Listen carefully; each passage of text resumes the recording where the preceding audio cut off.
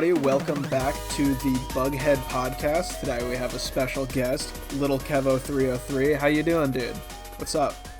I'm chilling. All right. You recently did a collaboration album with Gore Shit. How'd that go?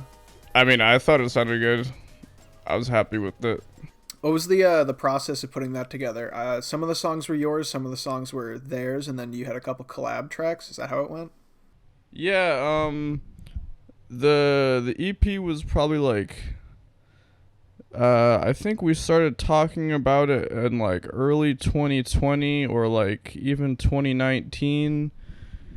And so pre-COVID? Yeah. And then so we always talked about it, and then I think like we like over COVID we were swapping renoise files, like passing. So the two collab tracks we just like passed back renoise files and did it all in renoise. And then because the release was mostly facilitated by Dove, but on Kitty on Fire, so I sent him some of my tracks and he kind of picked ones that he liked, and I think Leon made 2 tracks, and then it just kind of came together that way.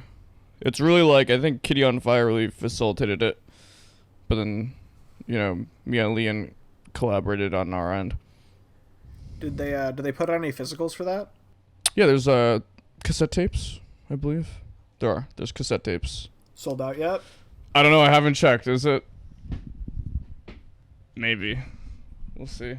Or I could bring in the Bandcamp right now and we'll look. Ooh, okay.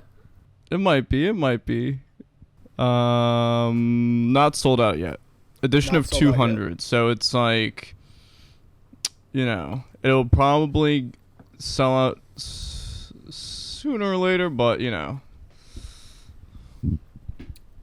whatever. I'm happy with the tracks. You know what I mean? I think the tracks sound good and the art is cool. Bubble Tech, the art. So I think Bubble that's Tech's so good. I've been following Bubble Tech for a little while, and I like immediately recognized their style on your album cover. That was a good pick. Yeah, I think it was just Henrietta facilitated all that. I didn't really do anything on that end of it. Cool. So, but it came out cool looking. Awesome. So let's go back a little bit. What were your introductions to electronic dance music, and like how did you get into producing your own tracks in the genre?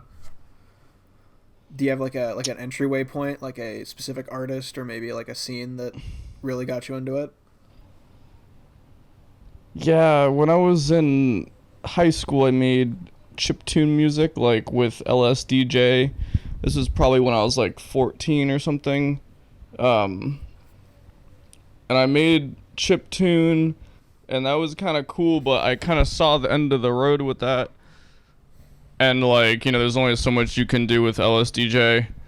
And I kind of got into Venetian snares just like because I listened to a lot of like djent music, like like Animals as more. I was like I wasn't really into Meshuggah, but it was like Animals as Leaders, and then Periphery and stuff was kind of like coming out when I was in high school. So, and I remember being like, wow, I wish there was like electronic music with like time signatures, and I think I just like Googled it and it came up to Venetian snares, and then so the transition from LSDJ to renoise, like figuring out that like reading Venetian snares interviews and like figuring out that renoise was a thing, the transition from LSDJ to that kind of just like made sense to me. So I'd say it was really Venetian snares probably. That's sick. Venetian snares is that's a good pick. Oh, I've always just been like, I still listen to that stuff and I feel like it's I don't know, really just it's really cool stuff. It's great. Do you want me to go further with that, or? Yeah, you can go a little further along with that if you want. Yeah, continue up the timeline. Yeah, so then I was just like making beats in my like bedroom, and I remember I was also really into Rusty. Like, so this was like I was like living with my parents. I was like 17. And so like Venetian Snares, My So-Called Life, and Rusty Glass Swords both came out like that kind of year. And I remember I would like sit in my room every day in Renoise and like spend hours like trying to remake Rusty tracks in Renoise, and I was like, I could never figure out how to get the energy. I was like, how does he get the vibe so crazy in his tracks? And then I would like read the interviews with him, and he said that like, I remember reading like Venetian Snares and Rusty interviews, and they both said that they like found most of their inspiration from DJing. So I was like, I guess I gotta become a DJ if I want to make tracks like this. So I think from there I moved to Boston at that point. So I think I just started going to parties and like and DJing and shit, and then just using the shit that I made in Renoise to DJ. And it kind of just came together from there. What were like the years that you were first getting into DJing around Boston? I was probably like, I remember like I was probably like 18 and 19 when I first started getting, like I would just DJ like techno and stuff, just because that's like what I could find, and like, like those are the parties that I could figure out that were happening. So yeah, that was like, that'd be 10 years ago, so it was like 2013, 2014, probably. What was the electronic music scene in Boston like around then? I mean, there's things that it was like I got to see Rusty tour for Glass Swords in 2013. And so it's always kind of like existed. Like there's always been like, I don't know, like where are you based out of? Do you like know anything about Boston? I'm like 30 minutes out of Boston. I'm over near Framingham. Yeah. Okay. So you kind of know like, so like I would go like the Middle East and shit, and then like gotcha. Eventually I started going to like, I go to Elements like all the time. I started going to Elements at Phoenix Landing, and we used to spin techno at like, my friend Will had this party called Scanners. I was like, we would do it in the basement of Deep Thoughts. If anybody knows what I'm talking about. I know what you're talking about. Yeah. Oh, you went to Scanners. You ever been to that? I know what Deep Thoughts. Anyway, so we used to throw these crazy parties in the basement of Deep Thoughts, or my friend did it, and he would like let me spin sometimes, like as a novice DJ, and like, you know, Zuzu and shit like that, and like Edinburgh Street, you know. So I'd say, and it was, but the thing that is that I remember like trying to throw breakcore parties like in like 16, 17, 18 kind of, and like nobody gave a shit, and there was no palette for it. But now like after COVID, it's like we can actually do shit with like flying out fucking gore shit, or like 99 Jakes, and then like being able to like even just being able to sell out. I feel like now we can like, it's pretty easy for us to sell out a room for like 100 people, like a little thing like for 100 people, like I feel like I could never do that like in 2016. So I think that it's changed a lot since I like started getting into it.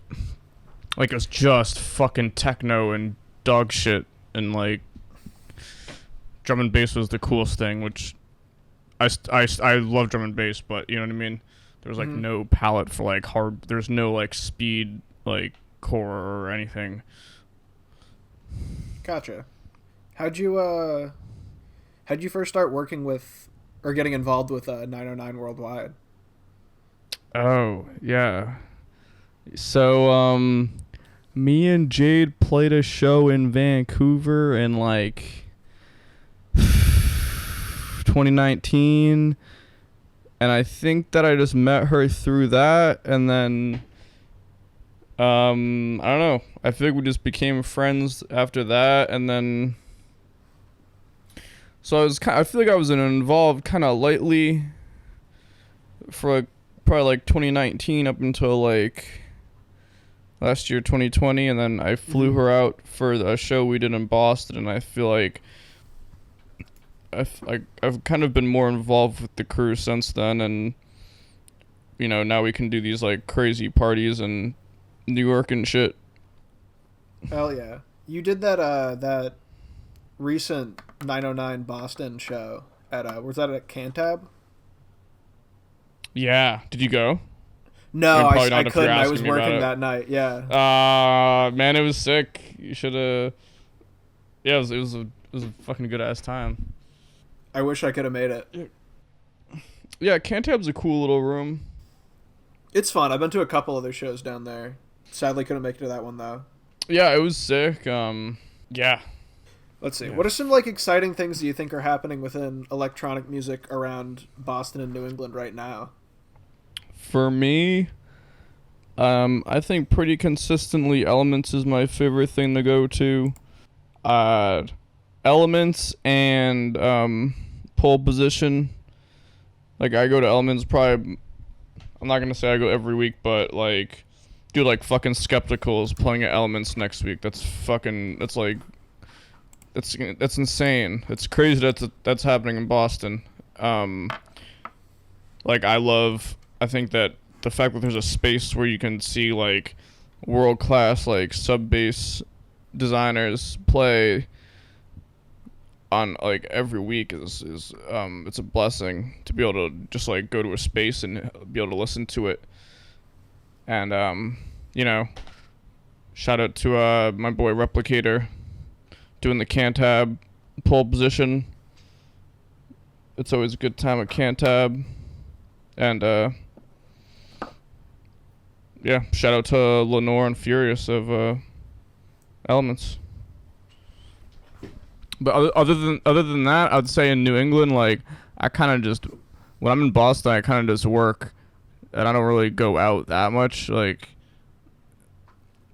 I mean, I guess in New England, like New York has like, I love playing shows at like, we just did the show at Market Hotel, which was fucking crazy, and I think Market Hotel and Trans Pecos are cool venues. Like, Trans Pecos has a. I've been hearing a lot about Trans Pecos. I haven't been able to make it out to New York in like a long time, but I have some friends who have like played at Trans Pecos. It seems like the spot right now.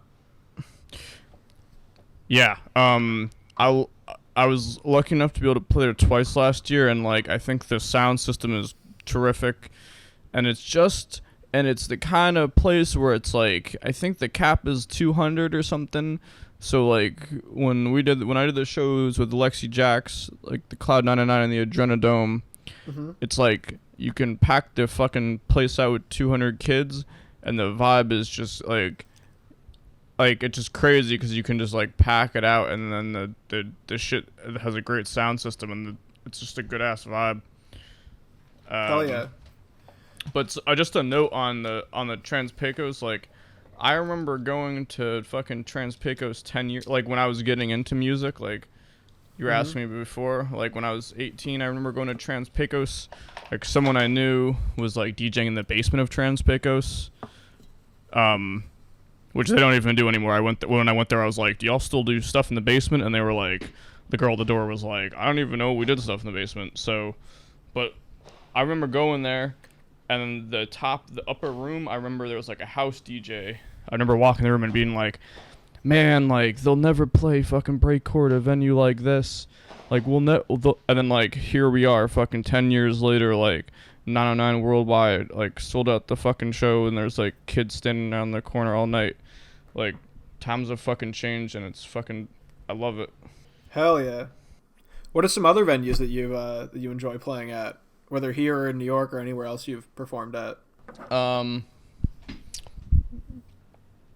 I really like playing in Portland, Oregon. Shout out to John Penpoint and Norm Corpse and all the homies out there. There's I got too many people's names to list off that I love from Portland.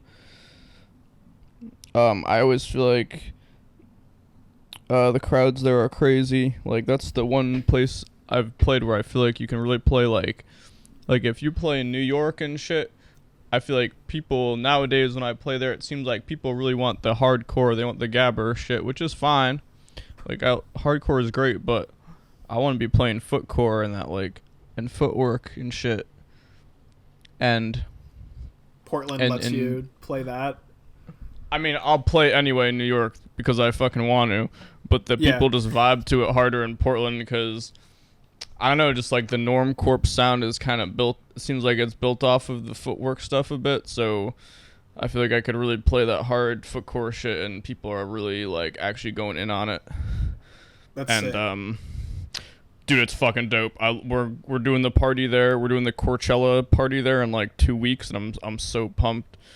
Like yeah, there's this venue called the Watershed, which I think is pretty sick. There's like this third kilt sound system, which is like, I don't know, man. They get like when last time I played there, they had this like there's like sound systems, but then you get these like Bumbleclart fucking like wooden cabinet type like homemade systems, like stuff for dub music. Yeah, like I don't know where like the crew made the shit themselves, but it sounded so dope. Like that's so I love it when we can play on like it's cool having like the professional shit, you know, like, but I like when you play on like those homemade systems. I think they sound so crazy. So yeah, I'd definitely say like Portland is probably my favorite place in the States to play. Have you played outside the States at all? Yeah. Like we've done a couple shows in Canada, which is technically outside the States, but I personally don't consider outside the States because I feel like it's kind of just like I feel like Canada is kind of just like a line in the sand. I guess outside of like this continent maybe. Yeah. Yeah, I played in Tokyo like. Oh shit! What? 5 years ago, I played CDR's Shin Kusoi Core Party in 2018, and then I played twice in Istanbul at a place called Pixie. So those were like I'd say in Istanbul there was this club called Pixie, which was really sick. My friend Oscar ran the venue, which it sadly closed during COVID, but super cool place. It was really interesting to be able to like play some tunes in the Middle East. It's like different kind of vibe out there, but people are still getting down to, you know, it's like you go all the way out to a different part of the world, but people still love Fracture, and I feel like, you know, same thing in Tokyo, like this place called Dusura in Shinjuku, like all the way across the world, and people still love Fracture and more sounds and all that shit. So those are like those are some sick places. Istanbul and Tokyo, I was not expecting either of those. I didn't know you played there. Yeah, I think before COVID I kind of did more stuff like that, and then I haven't really traveled outside of the continent since that, but I'm doing a Europe tour in October, so I'm kind of hoping to like get back in the groove of like playing outside shows, which I'm really looking forward to. Do you have any like countries that you haven't gone to that you're like you want to at some point or are like excited to in the future? I worded that question weird. Sorry. No. It makes sense to me. And on October 20th, I'm playing in Berlin, which I'm excited about because I've wanted to go to Germany for a while. I'm trying to line up some shows in France. I'd really like to go to France. Man, the list is just like long as train smoke, man. Like, I would love to go anywhere. Like, I remember when I played when I went to Istanbul, it's like, I had never even like thought of it as a place to go. But then after I went, I had like such a great experience. Like after that incident, I would say I'd be excited to play in any country I've never been to before, because I think you can't really know about a place until you've been there. no matter Yeah, what you true. fucking read online, it's not, you're never gonna understand the real vibe until you really set foot there. So I would be, anybody out who's listening who might be thinking about booking me in another country, like, hit me up. um I'd love to go anywhere. But yeah, really excited about going to Germany. I'm really excited about going to Leeds, England, to play with Gore shit. And yeah, dude, I want to go. We're trying to set up Glasgow. I want to go to Glasgow. So many places, man. I'd love to go to South America, Chile, Brazil. I just love to travel, man. Yeah, I mean, I'd say I there's like so many places I'd love to go to. Let's get into like your process for making tracks. How does a Lil Kevo track start out? Um, Usually I kind of just, it depends. Like sometimes I'll hear a sample that I really like, and I'll be like, oh, like I gotta flip that sample, and then I'll kind of just like riff off of it. But however Mm-hmm. it comes about, like the process has kind of changed over the years. Like could say in like maybe even like 2 years ago, I would do this thing where I would like make a track like almost every day, and I would always like finish the track within 24 hours, or like I think I said like 48 hours or something, like, and if I didn't, and then whatever what I had after 48 hours I would just say is done, and I would make a new Mm-hmm. one. And then I would just like go back to the folder after like a month or two and just like pick what I thought were like the best 10 ones or something. Yeah. But I kind of felt like that process it wasn't super efficient relative to like how happy I was with the tracks coming out, because I feel like I would end up with like a lot of tracks that sounded like crap, or it was kind of just like, I don't know, it like took a lot of time. But kind of what I've been doing lately is I'll like make a track, and then whenever I just feel like working on it, I stop feel like working on it, and then I try to make it good enough that it's like able to be playable at a show, and then I just play it at a show, and then like whatever, usually I get the best ideas from that, because it'll be like, I don't know, there's like a crazy crowd, and then you play the tune, and then like you're like, oh man, the bass should be sicker, or like the stab should be sicker, it should hit, like this breakdown shouldn't be here, the breakdown kills the vibe.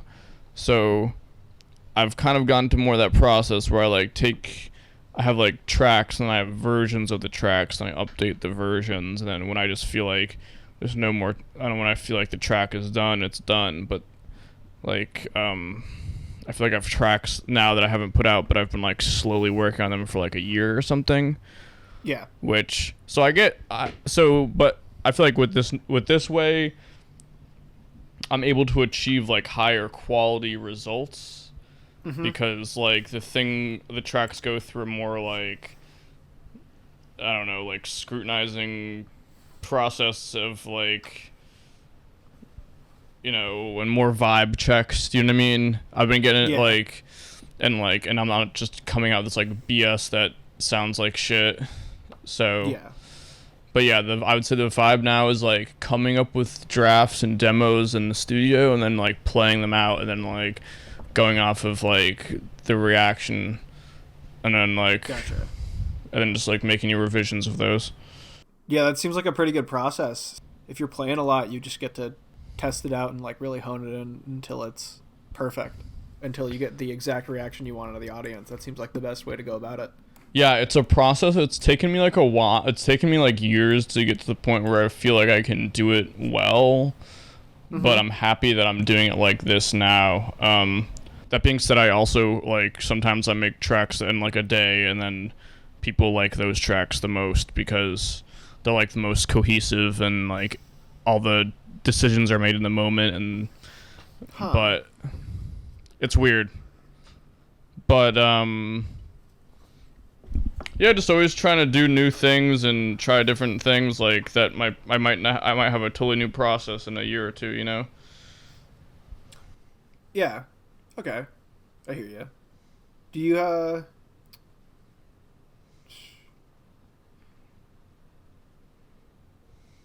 do you tend to see yourself like agreeing with the crowd's reaction every time, or do you sometimes go against the crowd's reaction Nah. based on your own taste? Sometimes I'm a get. It depends. Like, I feel like sometimes the crowd is good and like that's the best. Or like, because I feel like if people are in the mood to party and shit, like, and the right people came to the party, or I got booked for the right party, like, people are gonna like this shit I'm gonna play. Like, you can't say no to just some fucking hardcore kicks and some break beats, you know. But sometimes I feel like I drop the beat and it's sick, and then people are just like, not. Dude, I played I mean, this isn't my beats necessarily, but I played Elements last week, and I played this. If anybody wants to know what the track is, I played this like Face remix, PHAC, of this Skrillex Flowdown track, and I dropped this shit, and I think the drop is crazy. It sounds like totally nuts.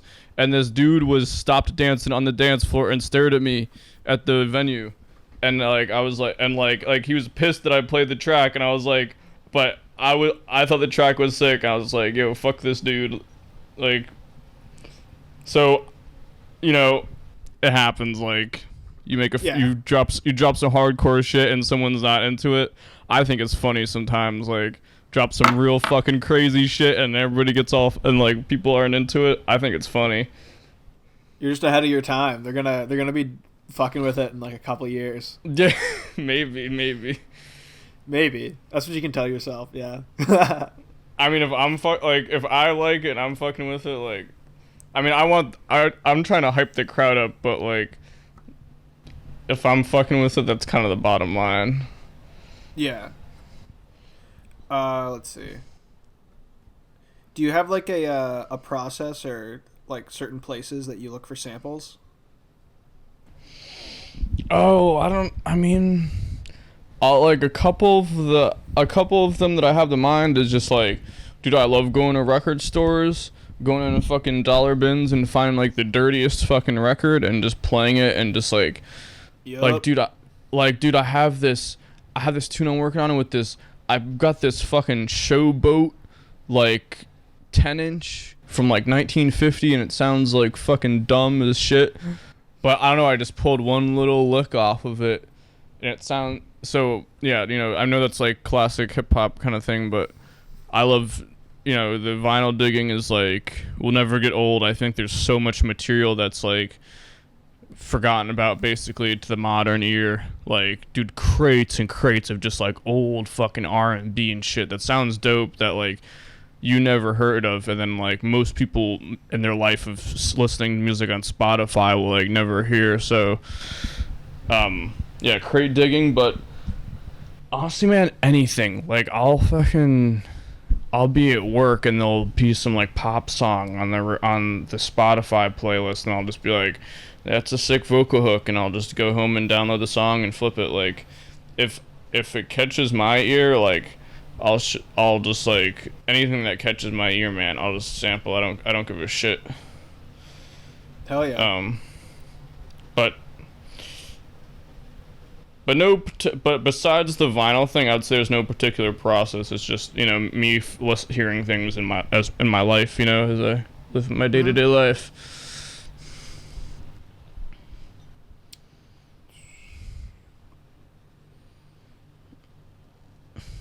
So, I feel like I should have mentioned this earlier. I've seen you live before. I saw you when you opened for Machine Girl at, I think it was Crystal Ballroom. Oh, yeah.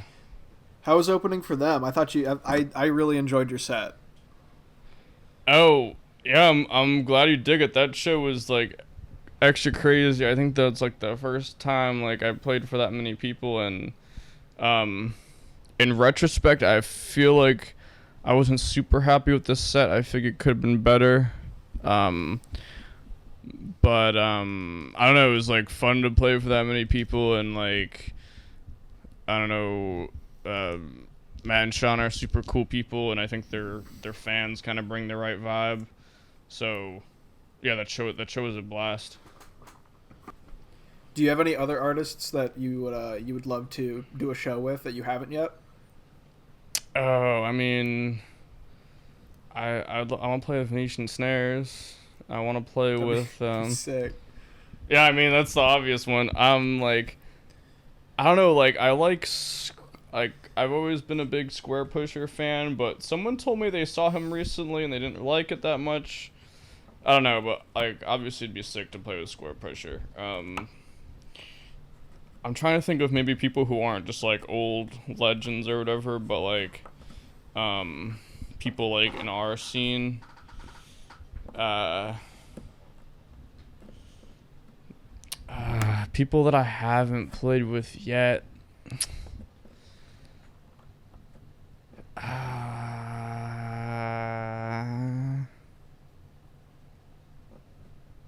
don't know, Pedal Supply. I feel like I've been kind of hearing her stuff and it sounds cool. And it's like, I feel like it's a matter of time before there's like a 909 show with her on it or something. But honestly, like, it's cool doing that stuff, but I'm always just looking forward to like playing with the homies. Like, I can't wait just like playing with Jade again, or, I can't wait to go out to Portland and just play with the 909 crew out there, Yeah. But I mean, yeah, I guess you're gonna have the best time with the people you already know.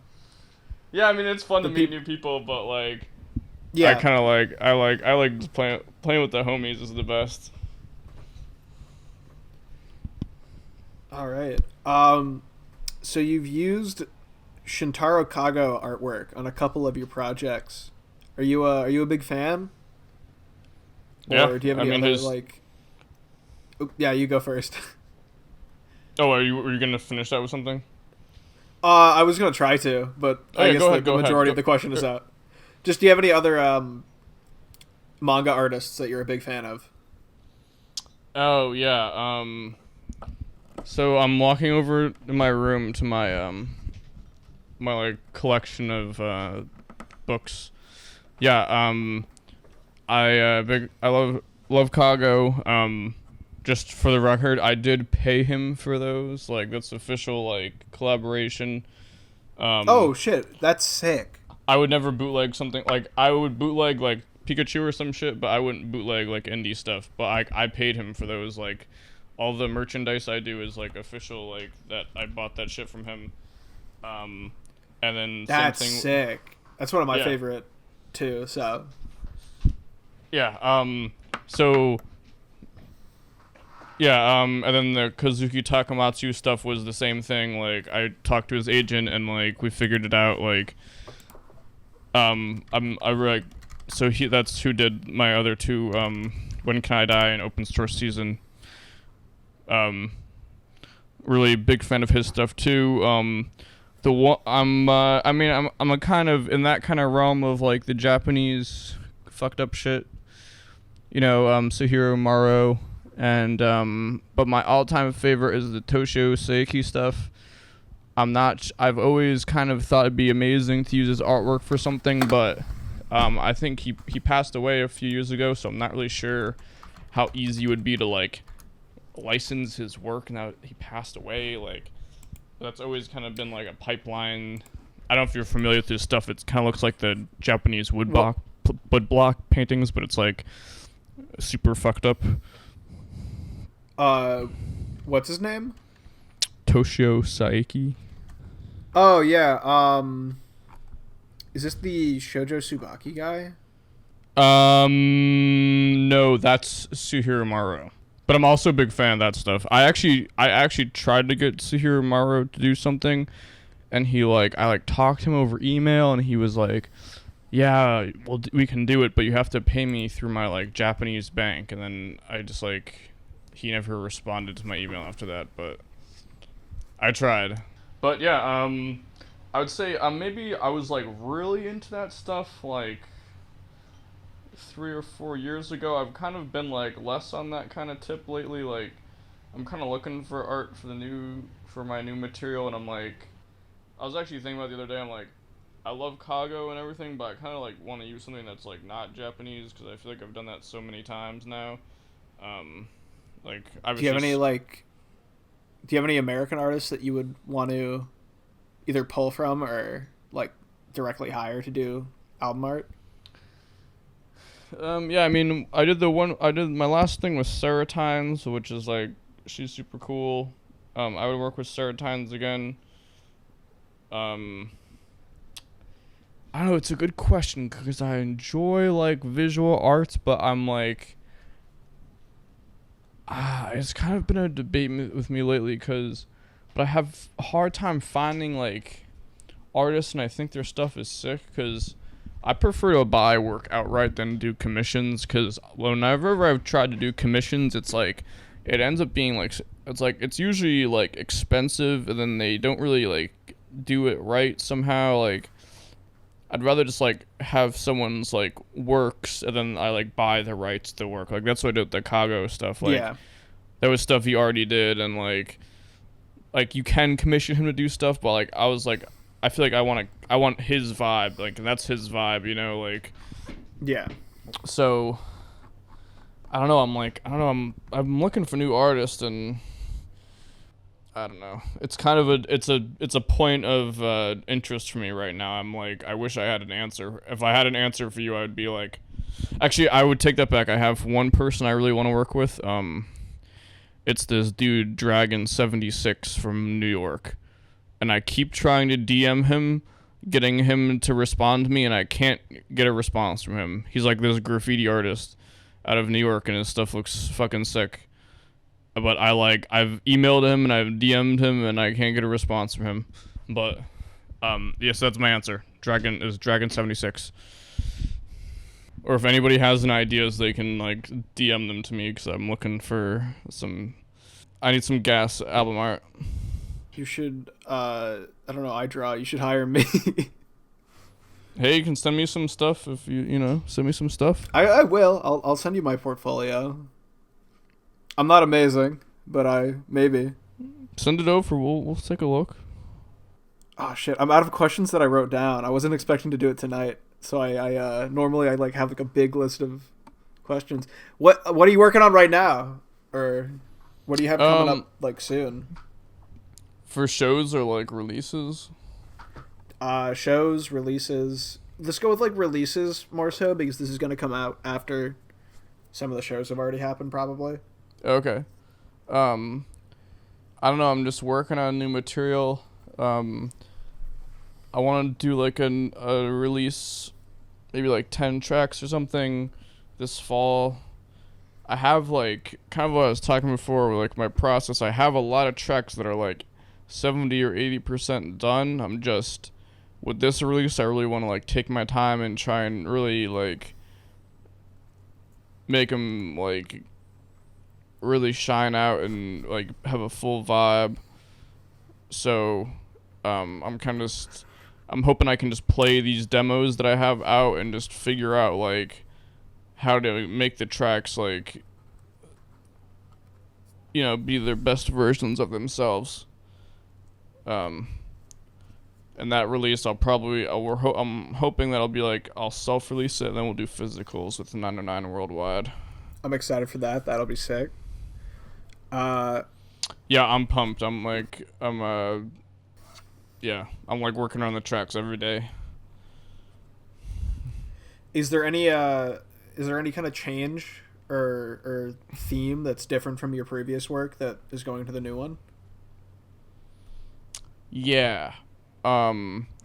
So I have this new job that I started in the past 9 months, and I have this new coworker, and he's previously of like an engineer.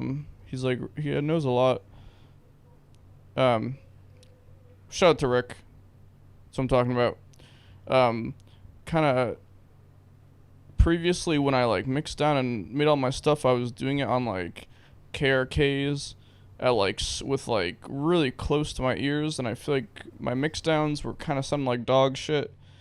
But anyway, so my new friend kind of has helped me get into like set up in my studio in a new way. I have these like new monitors that are like giving me better perspective on my mix downs. So I'm hoping that like with my new shit, I'm hoping that like the overall mixing and then like quality of the mix downs and the engineering is just a bit higher. I'm hoping that they just sound a bit more, they shine through on speakers more, and it's just something I'm trying to focus on that I haven't really done as much with my old stuff. Yeah, I have some different gear this time, and yeah. Is this going to be a primarily breakcore or like hardcore project? Do you have one genre that it's leaning more towards? If I was gonna describe it in like it's gonna be a mix of 194 and 222 BPM. All the time signatures are gonna be time signature 4, fast breaks, big basses, lots of like vinyl samples as well as like Eurodance samples. That sounds sick. Yeah, I've been like hanging out because it's like whenever I hang out with 99 Jakes, she's always like playing like happy hardcore and shit, and it's kind of been rubbing off on me. So maybe a little more kind of like happy hardcore vibe than my old stuff. Super saws, not like a ton, but that's kind of what this stuff sounds like. And like yeah, I've been doing a lot of vinyl samples, and we should end it off on like a fun question or something. Sure. So we went over some like Japanese artists that you like. Do you have like a specific top 5 manga at all that you can think of, or maybe just like a couple off the top of your head? Like comics? Yeah, I don't know if you're into the comics at all. If it was just you know what? I've only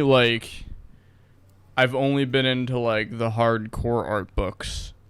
I would say really? The last manga I read. Yeah, I like when I was a kid I had like some of the Naruto books. I mean that was like, you know, like when I was 10 or something, but I have like a collection of the art books, and yeah. I mostly found out about Shintaro Kago through Dementia 21, his comic. So I just made the assumption. I'm trying to think how I found out about Kago. How did I get into it? I think I got into it because... Oh, yeah. The way I got into it is... Like, Venetian Snares uses all the Trevor Brown artwork for his early stuff. Mm-hmm. And there's a site called Akatako. It's a U.S. It's like a reseller of Japanese art books based in the U.S. So you can like just sell. It's like buying just like imported shit, and then but they do like licensing with artists. So it was like they have like kind of like a wheelhouse of artists, if you will.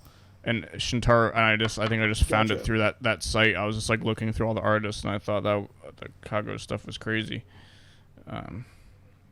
Yeah, I found out about him because I'm into like indie comics. Interesting. So we I guess we're fans of the same artist, but we came at him from two different scenes. That's interesting. Yeah, I have a stack of like. I can send you a picture. I just have like a stack of art books in my bedroom. Give me an art book recommendation. What's your favorite one right now? Yeah, my favorite one is I have to look at I have a couple of the hold on, I'm opening it up to make sure I'm going through my collection. I'm opening up to make sure I give you the right name. To give you my proper recommendation. Yeah, it's this one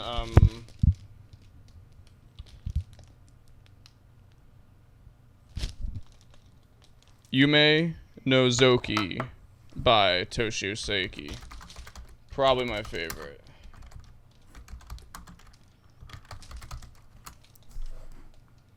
Alright, I have to check that out. Yeah, I would say all of the like proper Seiki stuff is like prime. It's like really unlike other stuff I see where it just seems like fucking corny. Like the Psyche stuff is really like raw. It just seems like no boundaries, like, and it's like I can't think of anything else that I like have looked at that is like boundless in that kind of way where it's like, dude, he doesn't give a shit like if like about, I mean, whatever, this shit came out in like dude, I forget what year it came out. It's like 70s or 80s or maybe before that, but like, I don't know, man, just real boundless. It's great stuff. All right, I'm excited to kind of like get into that a bit more. I'm gonna go down that rabbit hole at some point soon. Yeah, try and get some of the Toshio Seiki like hardcover books. I think those are like the prime ones. I mean the and the Takato Yamamoto stuff is great, and just check out that site Akatako. It's like got a lot of good stuff on there. All right, I will. Do you have anything else you want to say before we start winding down, or anything you want to shout out? When you add the part about like my new works, yeah, I have this new synth, the Waldorf M. Mm-hmm. And it sounds dope, and I'm using it a bunch. So maybe you could just like okay, edit that and put it in there, or don't if it sounds really weird. I just thought I'll try and fit it in wherever it works. No, you're good. Yeah. It'll get in there somehow. Yeah. This Waldorf wavetable synth, it's just like crazy. I can't. It's like I thought I liked subtractive synthesis until I got this, and then I'm like, I realized that I don't even know if I like subtractive synthesis that much. What exactly is subtractive synthesis? Just like kind of traditional like sawtooth square wave into a low pass filter, amplitude envelopes. Gotcha. And the likeness. It's a classic stuff. Sounds great, but I like the wavetables. I think are better. All right. Anything else you want to shout out? Shout outs. 99 Worldwide. Shout out to Jade, Tony, Lexi, Justin, John Penpoint, Mandy, Coin, Armand, Maggie, Kuma, Lenore, Marianne, Butcliffe, and yep, sorry if I forgot about you. That's my shout out list. All right. Thank you for listening to the Bughead podcast. Thank you for coming on tonight. And we'll catch you next episode. Peace.